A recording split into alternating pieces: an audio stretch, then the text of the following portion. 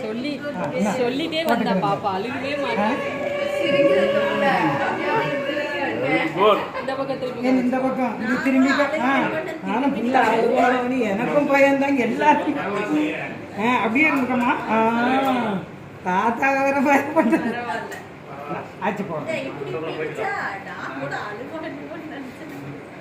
இல்ல நாங்க சொல்லிதான் அப்படியே இருந்துக்க அப்படியே இருந்துக்க.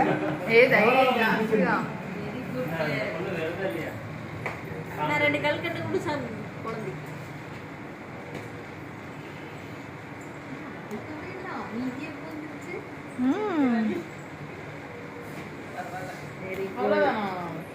உனக்கு 2 கல்கண்டு தட்டா என்ன 2 கொடுங்க. இங்க வேற சமையல் நடந்துகிட்டே தான் இருக்குது. ஏதோ ஒரு பக்கம்